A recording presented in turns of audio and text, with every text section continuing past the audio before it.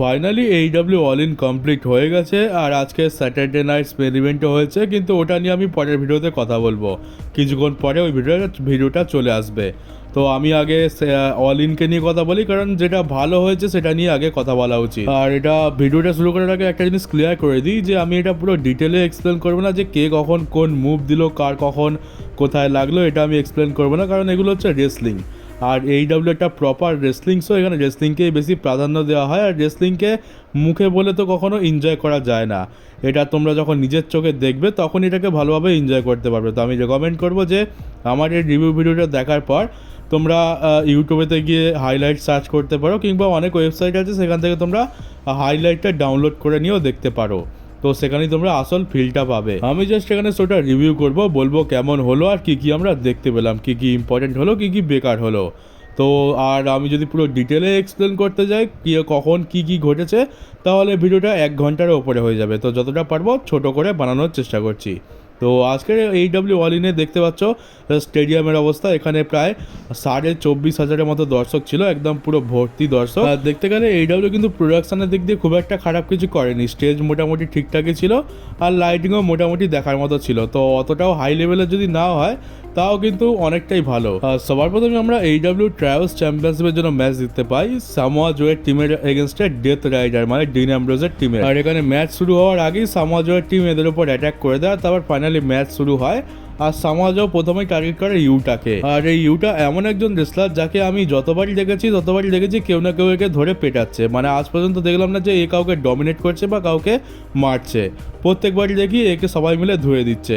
আর তাছাড়া চেহারাটাও তো সেরকম, এর সামনে স্যামি জেনকেও অনেক বড় দেখায়, এত রোগা পাতলা চেহারা। তো একে তোমরা এইডব্লিউ স্যামি জেন বলতে পারো, সব জায়গায় খালি মারই খেয়ে যায়। তো আজকেরও আমরা এই ম্যাচে সেই রকমই দেখতে পেলাম। এই ম্যাচেতে সিজারও ছিল, তারপর গেব কিড ছিল, কিন্তু সবাই মিলে ইউটাকেই টার্গেট করেছে, সামাজও তো বেশি করে। আর বলে রাখি যে রেসলিং ওয়াইজ যে কটা ম্যাচ ছিল প্রত্যেকটা ম্যাচে কিন্তু খুবই ভালো ডেলিভার করেছে। এইডব্লিউতে রেসলিং সব থেকে ভালো হয়, তো এটা নিয়ে তো কোনো সন্দেহ নেই। মানে কিছু কিছু ম্যাচে আমরা খুব ভালো মানের রেসলিং দেখতে পেয়েছি, আর কিছু কিছু ম্যাচে আমরা একটু কম ভালো রেসলিং দেখতে পেয়েছি, কিন্তু খারাপ রেসলিং কোথাও দেখতে পাইনি। তো আমি প্রত্যেকটা ম্যাচে বলবো না যে এখানে রেসলিং খুব ভালো হয়েছিল, তোমরা বুঝে নেবে যে রেসলিং ভালোই হয়েছে এখানে আমরা কি দেখতে পাই লাস্টের দিকেতে বাকি যে দুটো মেম্বার ছিল সামোয়া জোয়ের টিমে, তারা তো সিজারো আর গেব কিডকে একটা সাইডে করে দেয়, আর বাঁচে শুধু ইউটা। তো ইউটাকে এখানে সামোয়া জো মাসাল বাস্টার লাগিয়ে দেয়, যেটা ডাব্লিউডব্লিউতে ব্যান করে দিয়েছিল। তো সেই মাসাল বাস্টার এইডব্লিউতে লিগাল আছে, সেটাকে সামোয়া জো লাগায়, আর তারপরে ইউটাকে পিন করে তাদের চ্যাম্পিয়নশিপ তারা সাকসেসফুলি রিটেন করে নেয়। কিন্তু ম্যাচ শেষ হয়ে যাওয়ার পর ডেথ রাইডার এখানে সামোয়া জোয়ের টিমের ওপর অ্যাটাক করে দেয়। উল্টে সামোয়া জোয়ের তো একটু বেশি অ্যাটাক করে দেয়, সামোয়া জোয়ের গলাতে চেয়ার ফাঁসিয়ে তারপর সিজারও একটা স্টম্প মেরে দেয়। তবে চিন্তার কিছু নেই, যারা দেখেছো তারা জানো যে ওটা খুব একটা জোরে মারেনি, আর ওটা বেশ সেফ ছিল। তো সামোয়া জোয়ের কোনো রকম চোটই লাগেনি, কিন্তু সামোয়া জো এখানে এমন অ্যাক্টিং করে যে খুব জোরে, মানে খুব সিরিয়াস চোট লেগে গেছে। আর তারপর তাকে স্ট্রেচারে করে ব্যাক স্টেজেতে নিয়ে যাওয়া হয়, এটা দেখানোর জন্য যে অ্যাটাকটা খুবই জোরদার হয়েছে। আর আরেকটা জিনিস বলে রাখি যে এইডব্লিউর যে শো হয়েছে, তো এটার কোনো মানে ভালো কোনো পিকচার পাইনি, জাস্ট এগুলো স্ক্রিনশট তোমাদেরকে দেখাচ্ছি। আর ডাব্লিউডব্লিউতে তো তার সুবিধা আছে যে ডাব্লিউডব্লিউর ওয়েবসাইট থেকে আমরা এইচডি কোয়ালিটির পিকচার পেয়ে যাই, কিন্তু এইডব্লিউ সেরকম কোনো ব্যবস্থাই নেই। তো পিকচার কোয়ালিটি একটু খারাপ হবে, আর প্রত্যেকটা মোমেন্টের পিকচার তো ক্যাপচার করতে পারেনি। তো তোমরা স্ক্রিনেতে যেটা দেখতে পাচ্ছ তার থেকেও বেশি তোমাদেরকে মনোযোগ দিয়ে আমি কি বলছি সেটা শুনতে হবে। আমি কি বলছি সেটা শুনতে পেলে তোমরা কি ঘটেছে সেটা ভালোভাবে বুঝতে পারবে, কারণ সব মোমেন্টের পিকচার আমি পাইনি। আর এরপর আমরা দেখতে পাই ক্যাসিনো গন্টলেট ম্যাচ। তো এই জিনিসটা কি সেটা একবার বলে দিই, এটাকে তোমরা মানি ইন দ্য ব্যাংক আর রয়্যাল রাম্বলের একটা মিক্সচার বলতে পারো। তো এখানে এই ম্যাচটা যে জিতবে তাকে একটা কন্ট্রাক্ট দেওয়া হবে, একটা বোর্ডের ওপর কন্ট্রাক্ট লাগানো থাকে, সেটা সেই সুপারস্টারটা জিতে নেবে, ঠিক মানি ইন দ্য ব্যাংক ব্রিফকেসের মতো। এটা সে সঙ্গে করে নিয়ে ঘুরবে, আর সে যে কোনো সময় যে কোনো জায়গায় এটা মানে যেরকম মানি ইন দ্য ব্যাংকের ক্ষেত্রে হয়ে থাকে, যে কোনো জায়গায় সে এটা ক্যাশ ইন করে ওয়ার্ল্ড টাইটেলের জন্য ম্যাচ পেতে পারে। আর এই যে ম্যাচটা হবে এটাকে গন্টলেট ম্যাচ বলছি, আর এটাকে রয়্যাল রাম্বলের কম্বিনেশন বলছি, কারণ এখানে দুজন প্রথমে ম্যাচটা শুরু করবে, তারপর কোনো টাইম লিমিট নেই যে এখানে 2 মিনিট পর একজন করে এন্ট্রি নেবে, এরকম কিছু নয়। যে যখন খুশি এন্ট্রি নিতে পারে। এখানে দুজন ম্যাচটা শুরু করবে, তারপরে দেখা গেল হয়তো 1 মিনিট পর কিংবা 30 সেকেন্ড পর কিংবা 2 মিনিট পর যে যখন খুশি এন্ট্রি নেবে, শুধুমাত্র তাদের আসার আগে একটা টাইমার লাগিয়ে দেওয়া হবে 10 সেকেন্ডের, যেমনটা আমরা রয়্যাল রাম্বলে দেখতে পাই। আর এরকম টাইম টু টাইম একের পর একটা রেসলার এখানে এন্ট্রি নিতে থাকবে। আমরা জানি না যে কোন রেসলার আসতে চলেছে, যে কেউ আসতে পারে, একদম রয়্যাল রাম্বলের মতো এখানে সারপ্রাইজ আমরা পেতে পারি। এখানে রিটার্ন হতে পারে, কোনো বড় লেজেন্ড আসতে পারে, সব কিছু হতে পারে। আর এই ম্যাচের রেজাল্ট বেরোবে শুধুমাত্র পিনফল আর সাবমিশন দিয়ে। মানে তোমরা ভেবে দেখো, একসাথে এক গাদা রেসলার চলে এলো, 10-12 জন তো চলে এলো, এবার তাদের মধ্যে লড়াই হবে, যে যার মতো পারছে লড়ছে। আর রিংয়ের মাঝখানে কেউ একজনকে যদি পিন করে বা সাবমিশন করে জিতে যায়, সে হয়ে যাবে এই ম্যাচের উইনার।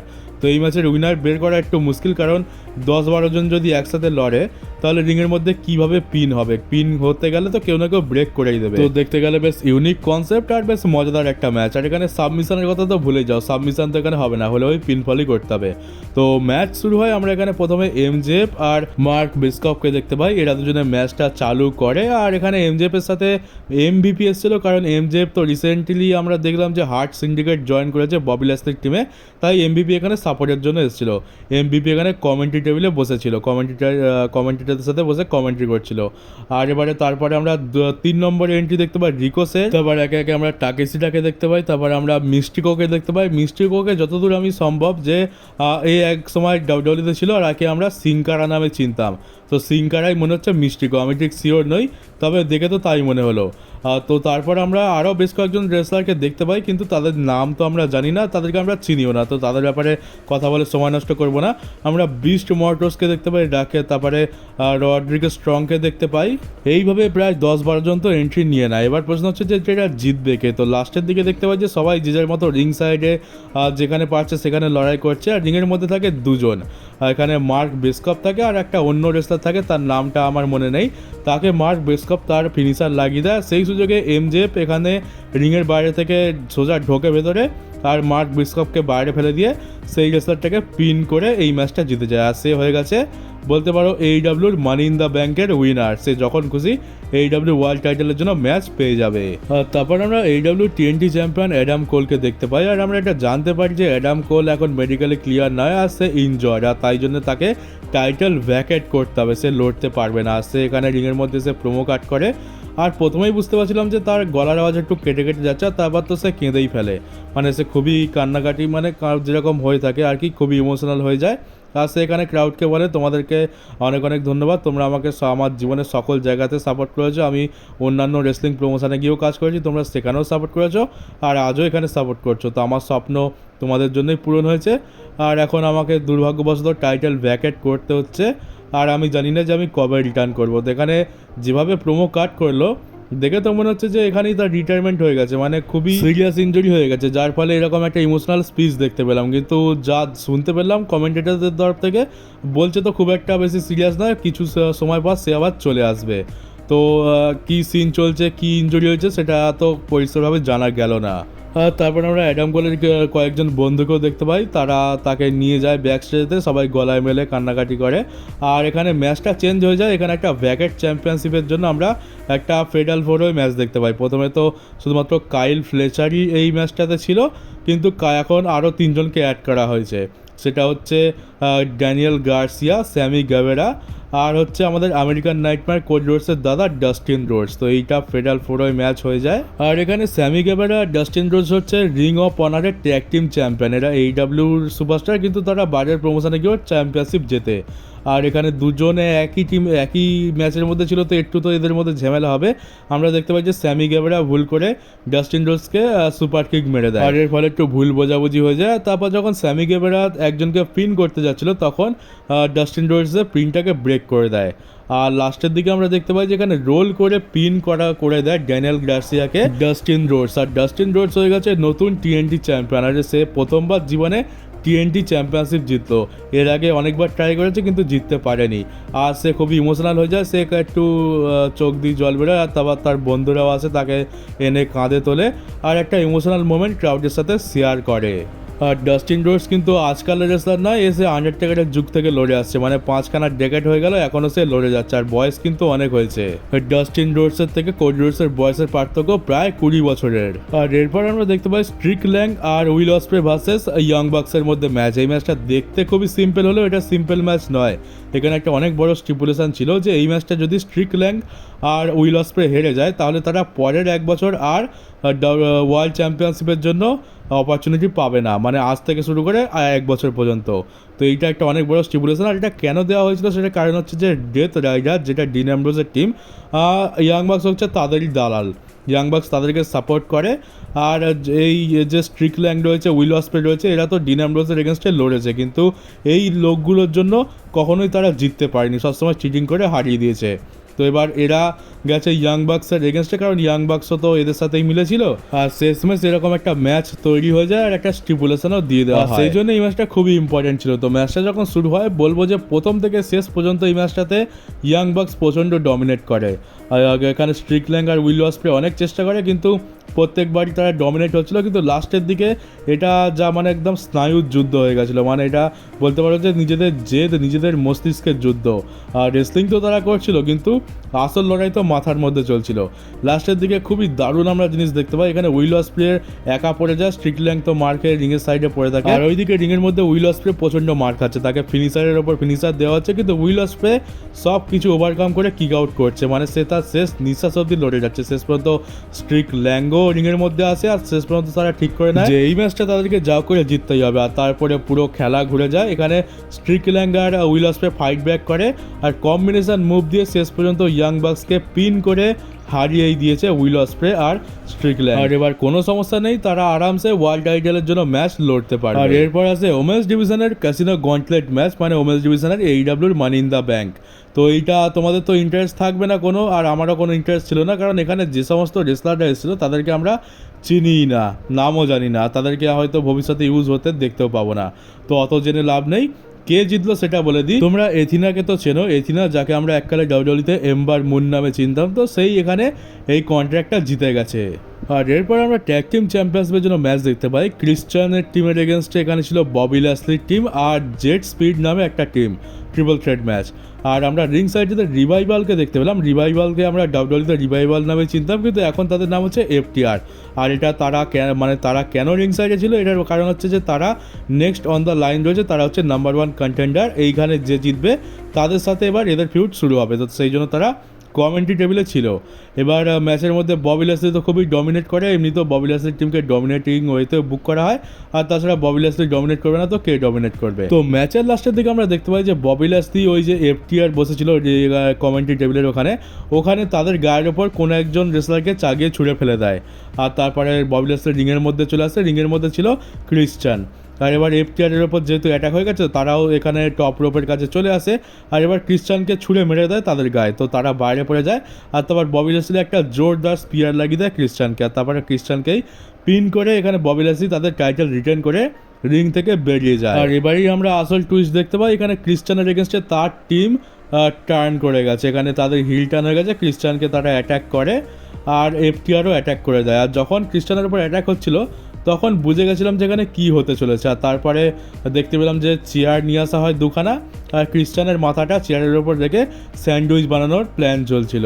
আর এই জিনিসটা দেখে আমাদের একটা সুপারস্টারের কথা সবসময় মনে পড়ে, আর আমরা ঠিক তখনই থিম সং প্লে হতে দেখতে পাই রেড রেডার সুপারস্টার এজের। তো এজের ফাইনালি অনেকদিন পর রিটার্ন হয়েছে। লাস্ট টাইম আমরা একে ডিন অ্যাম্ব্রোজের এগেনস্টেই দেখতে পেয়েছিলাম, এজ রিটার্ন করে, তার সাথে সে সেই মোটা কালো পেড়ে কালার ডান্ডাটা নিয়ে আসে, ওটা নিয়ে এসে ক্রিশ্চানকে বাঁচাতে আসে। তো এখানে এসে এজ তো পুরো রিং সাফ করে দেয়, ডান্ডা দিয়ে সবাইকে পেটায়, একজনকে স্পিয়ারও লাগিয়ে দেয়, আর তারপরে রিং পুরো সাফ করে দেয়।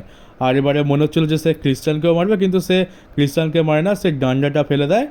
তারপরে মাইক নিয়ে ক্রিশ্চানকে বলে যে দেখো তুমি কোথায় এখন দাঁড়িয়ে আছো, মানে তারপরে সে রিং থেকে চলে যায়। তো এ যেখানে ক্রিশ্চানকে এটাই বলতে চাইছে যে দেখো তুমি তো খারাপ একটা টিম তৈরি করেছিলে, আর যে খারাপ করে তার সাথে সময় খারাপই হয়, তুমি এই খারাপ টিমটাকে বানিয়েছো আর এরাই তোমাকে বিট্রে করলো। তো তুমি দেখে নাও তুমি কি ভুল করেছো, তুমি কোথায় এখন দাঁড়িয়ে রয়েছো। আর ভবিষ্যতে আমরা এজ আর ক্রিশ্চানকে আবার একসাথে দেখতে পাবো। আমরা এককালে ডাব্লিউডাব্লিউইতে এদেরকে দেখেছি, আর এখন AEWতে এদেরকে একসাথে দেখতে পেতে চলেছি। আর সম্ভবত আমরা পরের ডায়নামাইট শোতেই দুজনকে রিইউনাইট হতে দেখতে পাবো। আর এবারে আছে সার্সা ব্যাঙ্কস ভার্সেস টোনি স্টর্মের মধ্যে ম্যাচ। আর এই ম্যাচটা ওমেন্স ডিভিশনের হওয়া সত্ত্বেও আমি এটার জন্য খুবই এক্সাইটেড হয়েছিলাম। আর ক্রাউডের রিয়াকশান দেখেও বুঝতে পারছিলাম যে ক্রাউডও এই ম্যাচটার জন্য খুবই এক্সাইটেড হয়েছিল। এই ম্যাচটা যখনই শুরু হয় ক্রাউডের তো পুরো হাবভাবই বদলে যায়। আর আমি এটাই দেখতে চেয়েছিলাম যে এখানে AEW কাকে জেতায়। এখানে কি ফাইনালি সার্সা ব্যাঙ্কসের অহংকারের পতন হবে, নাকি সে 7খানা চ্যাম্পিয়নশিপ জিতে একসাথে নিয়ে ঘুরবে। এই ম্যাচটা প্রচণ্ড ব্রুটাল হয়েছে, মানে এরকম ওমেন্স ডিভিশনের ম্যাচ আমরা ডাব্লিউডাব্লিউতে তো জীবনে আশাও করতে পারি না। আর ভাই তোমরা আমাকে একটা কথা বলো, এই যে টোনি স্টর্ম রয়েছে এ কি লেসবিয়ান? কারণ একে তো দেখলাম সার্সা ব্যাঙ্কসকে মারছে কম আর কিস করছে বেশি, তাও আবার লিপ কিস। তো এইখানে আমরা দুজনের তরফ থেকে বেশ ভালো রকম মুভ সেট আমরা দেখতে পাই। সার্সা ব্যাঙ্কস এখানে ব্যাক স্ট্যাবার বেশ কয়েকবার ইউজ করে, তারপরে সাবমিশন মুভ তো অনেক ইউজ করে, কিন্তু টোনি স্টর্ম কিছুতেই হার মানতে চায় না। টোনি স্টর্ম এখানে বারবার তার ফিনিশারও লাগায়, কিন্তু সার্সা ব্যাঙ্কস প্রত্যেকবারই এখানে কিক আউট করে দেয়। তো এই ম্যাচটা কে জিতবে বলা খুবই মুশকিল ছিল, কেউই হার মানতে চাইছিল না। একটা সময় দেখতে পেলাম যে টোনি স্টর্ম একটানা পরপর 3খানা পাইল ড্রাইভার লাগায়, কিন্তু তাতেও সার্সা ব্যাঙ্কস কিক আউট করে দেয়। আর ভাবছিলাম ব্যাস এবার তো হয়ে গেল, টোনি স্টর্ম মনে হারতে চলেছে, কিন্তু আবার দেখলাম যে টোনি স্টর্মের কাছেও একটা সুযোগ আছে। সার্সা ব্যাঙ্কস এখানে টপ রোপের ওপর থাকে, আর সেখানে টোনি স্টর্ম উঠে আবার সার্সা ব্যাঙ্কসকে একবার জোরদার কিস করে। আর তারপরে আমরা দেখতে পাই যে সেই টপ রোপ থেকেই একেবারে রিংয়ের মধ্যে পাইল ড্রাইভার দিয়ে দেয়। আর এটা ডাব্লিউডাব্লিউতে তো কোনোদিনও ইউজ করতে দেবে না, কারণ এইরকম মুভ ইউজ করলে সুপারস্টারের প্রাণও চলে যেতে পারে। আর সার্সা ব্যাঙ্কসেরও সাথে এরকমই কিছু একটা দুর্ঘটনা হতে পারতো, কিন্তু কিছু হয়নি, সেরকম বাঁচিয়েই দিয়েছে। আর তারপর দেখতে পেলাম যে সার্সা ব্যাঙ্কস আর কোনো জবাব দিতে পারলো না। সার্সা ব্যাঙ্কস এখানে পিন হয়ে যায়, আর টোনি স্টর্ম তার টাইটেল রিটেন করে নেয়। আর এটা খুবই দরকার ছিল, টোনি স্টর্মের ক্যারেক্টারের জন্য একদমই ঠিক হতো না যদি এখানে সে হেরে যেত। আর সার্সা ব্যাঙ্কসকে AEW এত বেশি ওপরে তুলে দিচ্ছে, 6খানা চ্যাম্পিয়নশিপ জিতিয়ে রেখেছে। আর যদি 7খানা চ্যাম্পিয়নশিপ জিতে যেত তাহলে সার্সা ব্যাঙ্কসকে একটা আলাদা লেভেলে নিয়ে যাওয়া হতো, কিন্তু সেটা করলে হচ্ছে যে যত উপরে যায় সে ততই জোরে নিচে পড়ে। এবার সার্সা ব্যাঙ্কস যখন এত উপরে উঠেই গেছে, একদিন না একদিন তো তাকে হারতেই হতো। এমন তো না যে সে সারা জীবন 7খানা চ্যাম্পিয়নশিপ নিয়ে ঘুরবে, সেটা খুবই বেকার হয়ে যেত। তো এবার যখন সার্সা ব্যাঙ্কস হারতে শুরু করতো এক এক করে, তখন কিন্তু সার্সা ব্যাঙ্কসের ক্যারেক্টার খুবই বেকার হয়ে যেত, মানে ওই পতনটা আর দেখার মতো হতো না। তো এই জন্যই আমি চাইছিলাম যে যেন টোনি স্টর্ম জিতে যায়, আর সেটাই হলো। আর এমনটাও নয় যে সার্সা ব্যাঙ্কসের সাথে সার্সা ব্যাঙ্কস হেরে গেছে বলে এবার হয়তো ভালো কিছু হবে। এই যে 6খানা চ্যাম্পিয়নশিপ জিতে রেখেছে, তো তাকে একদিন না একদিন হারতেই হবে।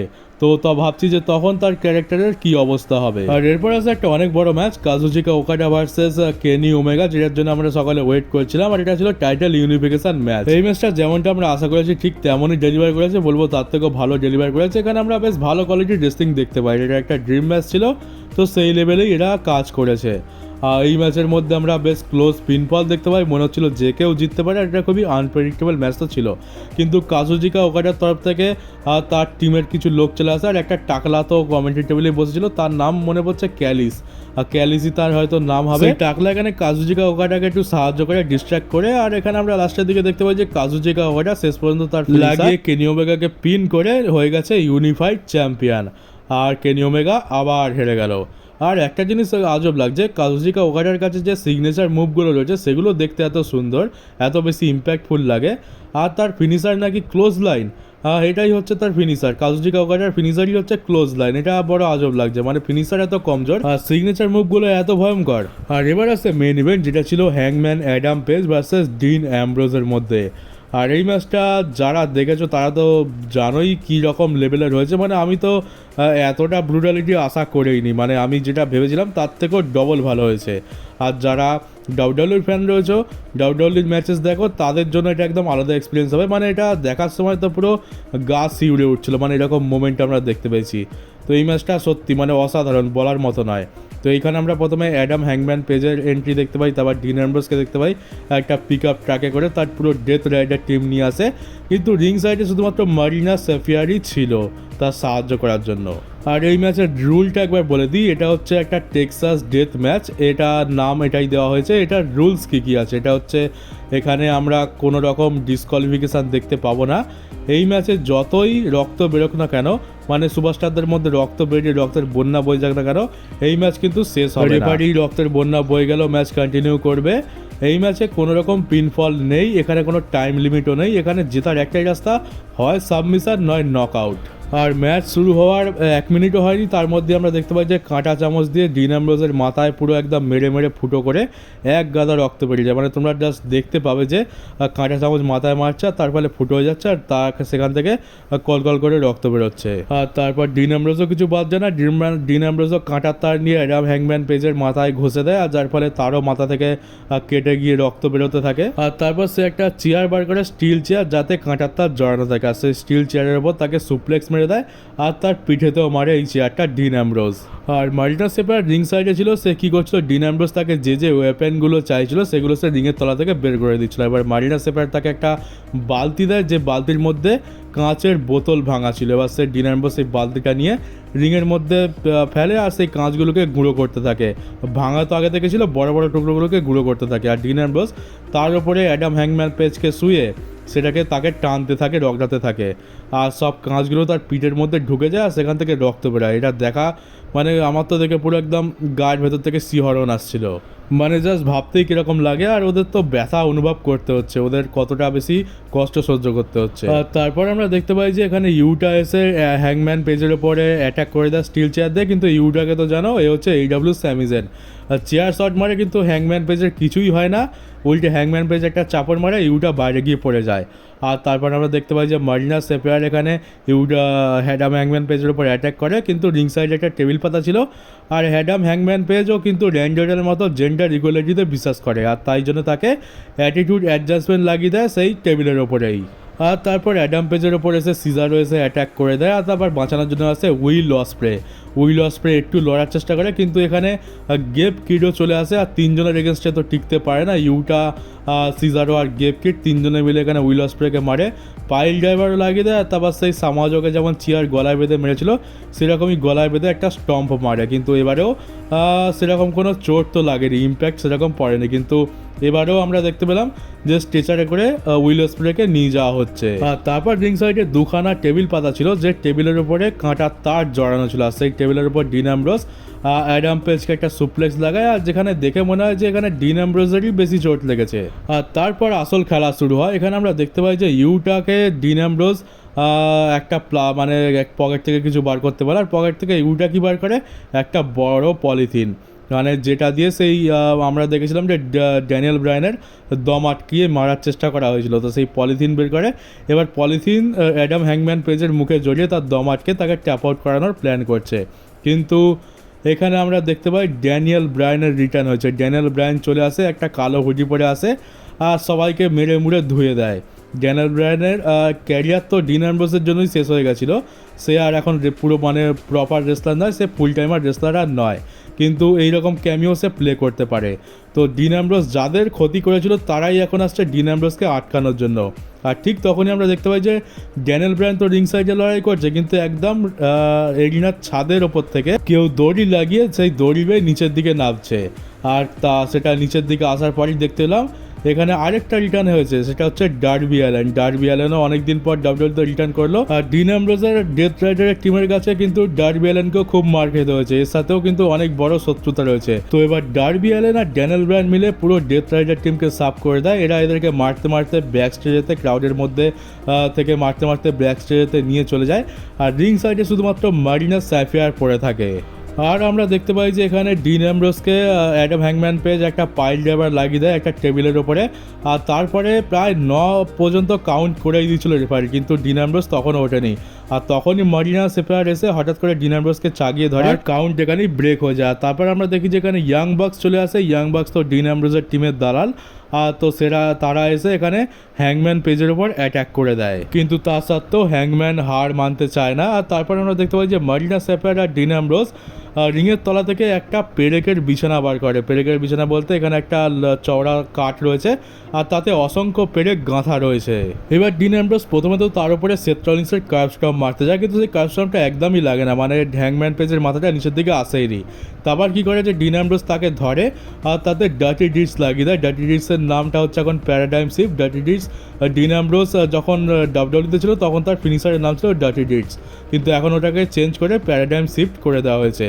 তো ওই ডার্টি ডিটস লাগিয়ে দেয় এই পেরেকের বিছানার ওপরে আর সেটা পুরো মাথায় গিয়ে লাগে অ্যাডাম পেজের, আর পুরো মাথা থেকে রক্তাক্ত অবস্থা। আর ডিন অ্যামব্রোসের তো চোখ মুখ পুরো রক্তে ভিজে গেছিলো, মানে মুখ পুরো লাল আর রক্ত চোখের পুরো ভেতর পর্যন্ত চলে গেছিলো। আর এবার ডিন অ্যামব্রোস মারিনা স্যাপায়ারকে তার ব্রিফ কেসটা আনতে পারে। ব্রিফ কেসের মধ্যে AEW চ্যাম্পিয়নশিপ রয়েছে। ডিন অ্যামব্রোস চ্যাম্পিয়নশিপ এমনি খোলা নিয়ে ঘোরে না, সে চ্যাম্পিয়নশিপটাকে পার্ট করে একটা সুটকেসের মধ্যে ঢুকিয়ে রেখেছে।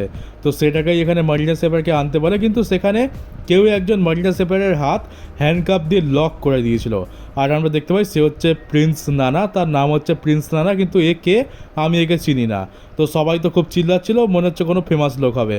তো মারিনা স্যাপায়ারকে ওখানে হ্যান্ডকাপে লক করে দিয়েছে। আর এরপরে আসে স্ট্রিক ল্যাংয়ের জন্যই আমি ওয়েট করছিলাম, ভাবছিলাম যে উইল অসপ্রে এলো তো এ কোথায় গেল, এ কেন আসছে না। স্ট্রিক ল্যাং তার হাতে একটা চেন জড়িয়ে আনে, একটা শিকল, লোহার শিকল, আর সেইটা দিয়ে ইয়াং বাক্সকে খুব জোরে জোরে ঘুষি মারে। তো ইয়াং বাক্স তো ওখানেই ঢের হয়ে যায়। আর তারপরে সেই চেনটা হ্যাংম্যান পেজকে পাস করে দেয়। আর এরপর ডিন অ্যামব্রোস পুরোপুরি একা হয়ে যায়। সবাই ডিন অ্যামব্রোসের সাকটেটদের একদম সাইডে লাগিয়ে দিয়েছে।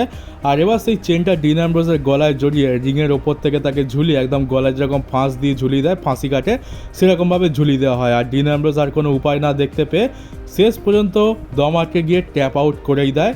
আর অ্যাডাম হ্যাংম্যান পেজ হয়ে গেছে AEWর নতুন ওয়ার্ল্ড চ্যাম্পিয়ন, যেটা আমরা কেউ আশাই করিনি। মানে আমরা কখনো ভাবিনি যে ডিন অ্যামব্রোস হারতে পারে এই রকম একটা সময়, আর সেটা হয়ে গেল। এটা সেই আমার রেসলম্যানিয়া 40 কথা মনে পড়িয়ে দেয়, যে ব্লাড লাইনের জন্য যাদের যাদের সমস্যা ছিল তারা এসে ব্লাড লাইনের এগেনস্টে লড়ে আর কোরিডোরসকে জিতিয়ে দেয়। কিন্তু সেখানে তো লেজেন্ডরা এসেছিল, সেখানে আমরা কাকে দেখতে পেয়েছিলাম? জন সিনা, আন্ডারটেকার, এদেরকেই তো দেখতে পেয়েছিলাম। আর এখানেও আমরা ইয়াং রেসলারদের দেখতে পেলাম, যেমন Will Ospreay, Strickland, Darby Allin, তারপরে একজন লেজেন্ডকেও দেখতে পেলাম, ড্যানিয়েল ব্রায়ান। তো এখানে বলতে পারো যে সেরকমই কিছু একটা হয়েছে। ওটা ছিল WWE এন্ড গেম, আর এটা হচ্ছে AEW এন্ড গেম। আর দুটোই বেশ মজাদার, মানে এরকম এন্টারটেন আমি শেষবার কবে হয়েছি আমার তো মনে নেই। এরকম একটা ব্রুটাল ম্যাচ, পুরো একটা নেল বাইটার ছিল, মানে কি হবে কেউই বুঝতে পারছে না। আর তারপরে এত ইন্টারফেয়ারেন্স, আর প্রত্যেকের কাউন্টার কিন্তু অ্যাডাম হ্যাংম্যান পেজের তরফ থেকে এসছে। আর শেষ পর্যন্ত সে হয়ে গেছে নতুন ওয়ার্ল্ড চ্যাম্পিয়ন। আর এর সাথে সাথেই আমরা AEWতে একটা নতুন যুগের সূত্রপাত দেখতে পেলাম। তো কে বলে AEWতে স্টোরি লাইন নেই? যারা বলে তারা ভুল বলে। আর আমিও তো বলতাম যে AEWতে ভালো স্টোরি লাইন নেই, তো আমিও এটা স্বীকার করছি যে আমি ভুল বলেছিলাম। AEWতে যথেষ্ট ভালো স্টোরি লাইন রয়েছে, শুধুমাত্র আমাদের দেখতে হবে। আর এত ভালো স্টোরি লাইন রয়েছে বলেই আজকে আমরা এত সুন্দর একটা মেন ইভেন্ট দেখতে পেলাম। সমস্ত স্টোরি লাইন এসে এখানে কানেক্ট হলো, আর এই ম্যাচের মধ্যে আমরা এত জনকে একসাথে দেখতে পেলাম, যেটা খুবই এন্টারটেনিং ছিল। আর সত্যিকারে মন ভরে গেল এই শোটা দেখে।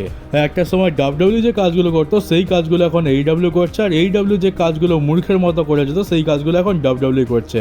দুজনের জায়গা পুরো অদল বদল হয়ে শিফট হয়ে গেছে। আর এইবার AEWর পরের শোগুলো কীরকম হয়, পরের প্রিমিয়াম লাইভ ইভেন্টগুলো কেমন হয়, সেগুলো দেখার জন্য আমি ডেফিনেটলি এক্সাইটেড হয়ে রয়েছি। তো দেখা যাক এরপরে স্টোরি লাইন কীভাবে এগোয়।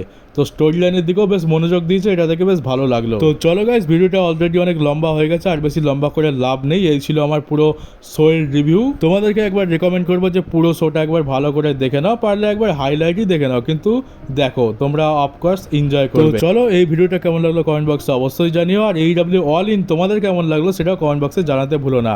আর নতুন হলে চ্যানেলটাকে সাবস্ক্রাইব করে নোটিফিকেশন বেলটাকে অবশ্যই অন করে দিও, আর পারলে ভিডিওটাকে শেয়ারও করে দিও। আর চলো, তো দেখা হচ্ছে পরের ভিডিওতে, যেখানে আমি স্যাটারডে নাইট মেন ইভেন্ট নিয়ে কথা বলবো।